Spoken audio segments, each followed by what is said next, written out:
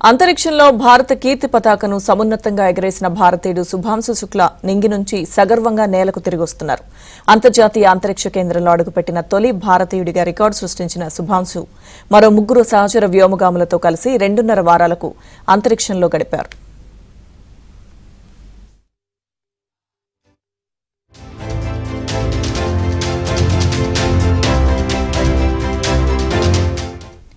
భారత కాలమానం ప్రకారం స్పేస్ ఎక్స్ డ్రాగన్ గ్రేస్ వ్యోమ నౌక సోమవారం సాయంత్రం 4:45 శుభాంశు బృందాన్ని తీసుకుని భూమికి తిరుగు ప్రయాణమైంది.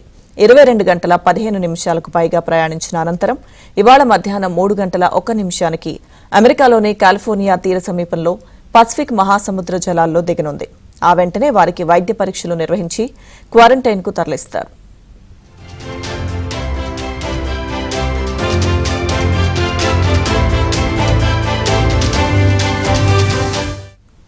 యాక్సియం 4 మిషన్లో భాగంగా శుభాంశు బృందం గత నెల 25న నింగిలోకి దూసుకెళ్లింది. జూన్ 26న ఫాల్కన్ రాకెట్ ఐఎస్ఎస్కు చేరుకుంది. జూన్ 26 సాయంత్రం 4:03 డాకింగ్ ప్రక్రియ పూర్తయింది. ఆ తర్వాత కొద్దిసేపటికే ఐఎస్ఎస్లోకి వ్యోమగాములు చేరుకున్నారు.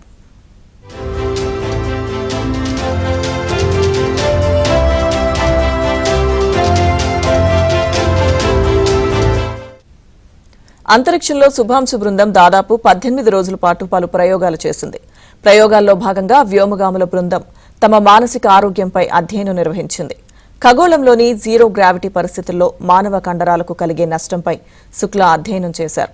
ఖగోళంలో మానవ జీర్ణ వ్యవస్థ ఎలా పనిచేస్తుందన్న అంశంపై ఒక వీడియోను భారత విద్యార్థుల కోసం రూపొందించారు.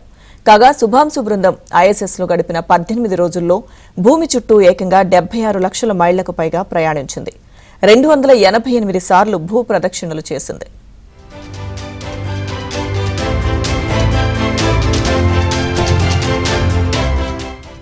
అంతరిక్షంలోని సూక్ష్మ గురుత్వాకర్షణ పరిస్థితుల నుంచి భూ వాతావరణానికి అలవాటు పడేదాకా శుభాంశు బృందాన్ని వారం రోజుల పాటు ఏకాంతంలో ఉంచుతారు. వైద్య పరీక్షలు తదితరాలు నిర్వహించిన అనంతరం వారు బయటి ప్రపంచంలోకి అడుగుపెడతారు.